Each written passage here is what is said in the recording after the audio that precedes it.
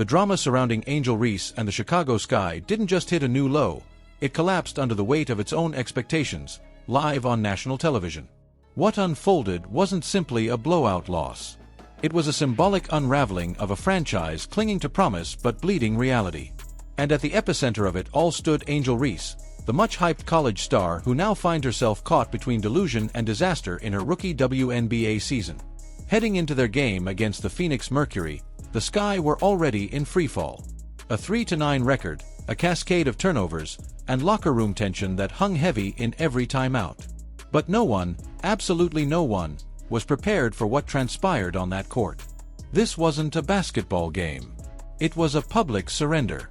Coach Tyler Marsh, once considered a brilliant basketball mind imported from Las Vegas championship glory, looked more like a substitute teacher at the mercy of a wild classroom. When the Mercury stormed out to a 31-8 first-quarter lead, the Sky responded not with fight, but flailing. 8 turnovers, missed assignments, flat feet, and a bench so lifeless it might as well have been empty. The Mercury didn't just outplay the Sky, they annihilated them. And midway through the third quarter, Marsh hit the emergency exit. He benched Angel Reese. He benched Cardoso. He benched his dignity. And this wasn't some grand coaching epiphany. It was a white flag. A public resignation. A national television audience watched as Marsh, hired to resurrect a franchise, essentially told the world, "We're not ready." He claimed it was about protecting players on a back-to-back. But the look in his eyes said it all. This was about saving face in a season spiraling into infamy. And then there's Angel Reese, the self-proclaimed queen of grit, hustle, and heart. The podcast host. The self-styled underdog. But on the court, she posted a triple single, 9 points, 2 assists, 2 rebounds. She took just one shot the entire game and finished a team-worst -25. On a night when her team needed a leader, Reese gave them cardio and commentary. Her stat line wasn't just bad, it was damning. Especially when you consider that her teammate, Cardoso, went 7 of 9 from the field and dropped 17 points with ruthless efficiency. While Cardoso was a beacon of hope, Reese was a cautionary tale in motion. And when Marsh yanked them both, it wasn't about preserving legs, it was about preventing further humiliation. And yet, somehow, Reese took the post-game podium like she'd just finished a spiritual retreat. She spoke of accountability, of poise, of pushing through adversity, as if her words could erase the bricklaying, the turnovers, and the missed layups from 3 feet away. She said she doesn't complain and just works, moments after a game where she grabbed fewer rebounds than some guards half her size. Where her presence on the floor resembled a motivational speaker more than a dominant athlete. If that's leadership, it's wearing a mask. Because numbers don't lie. And Reese's numbers are screaming. She's averaging 9.1 points on 30.9% shooting. Just 28% from inside 3 feet. These aren't rookie growing pains. These are warning signs. Blinking red lights that say, this ain't college anymore. But Reese's real problem isn't physical. It's perceptual. She still thinks she's the star. The centerpiece. The hero of a team spiraling into irrelevance. She clings to vague quotes about progress and development, while the scoreboard writes a completely different story. The Chicago Sky aren't just losing. They're becoming the WNBA's punchline. And no post-game monologue can fix that. Meanwhile, Caitlin Clark and the Indiana Fever, despite facing their own struggles, are scrapping, evolving, and showing flashes of brilliance. They're not perfect, but they're watchable. They're growing. The Sky. They're decaying on national TV. And Tyler Marsh, oh, poor Marsh. The man brought in to mold stars has become a front-row witness to a nightly implosion. His championship pedigree from Vegas means nothing when his players can't execute a basic pick-and-roll without tripping over each other. His post-game quotes have gone from hopeful to haunted. "We can't continue to beat ourselves," he says. But the turnovers keep coming.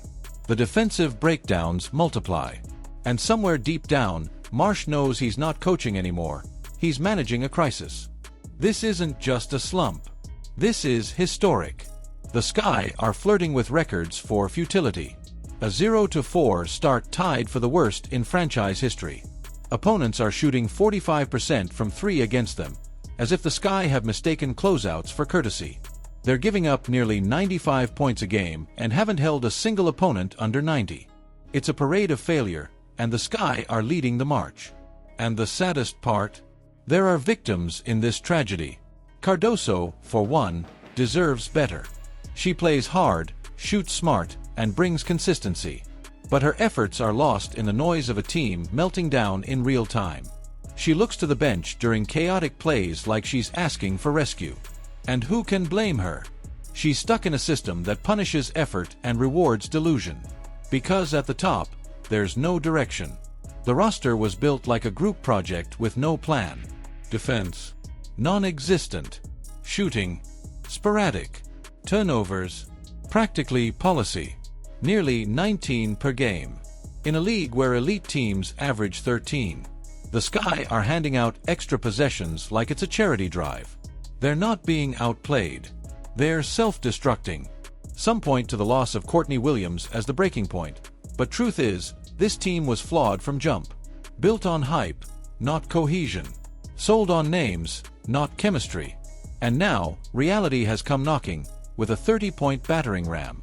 Even the culture feels toxic. Players seem disconnected. Body language is bleak. Angel Reese, who once flexed as a BET Sportswoman of the Year, now looks like a symbol of what happens when media narratives outrun on-court production. Her game is collapsing under the weight of expectations she helped inflate. Marsh's decision to bench his starters wasn't tactical. It was emotional. A quiet concession that whatever plan he brought to Chicago has burned to ashes. And in its place, just excuses and speeches and the ever-growing pile of LS. It's hard to say who stays after this. There are no untouchables. No player on this roster feels foundational. The rebuild might be deeper than anyone expected. Because you don't just need talent, you need truth. And right now, the Sky have neither. This isn't just a bad season. This is a televised case study in how fast a franchise can fall from hope to humiliation. Angel Reese may still believe she's on the path to greatness, but until that belief translates into actual production, she's just another name on a box score buried under turnovers and missed chances. As for Marsh, he came in a champion. But if he survives this season, it won't be because of strategy. It'll be because no one else wanted the job. So where does Chicago go from here? That's the real cliffhanger. Because if something doesn't change, soon, this team won't just be the worst in the WNBA. They'll be the cautionary tale every future GM uses in interviews about what not to do. Now I want to hear from you. Is Angel Reese still the future of this franchise, or has the hype train finally hit the brakes? Was Marsh's decision to bench the starters the right move, or the moment he officially lost the team? Drop your thoughts in the comments below.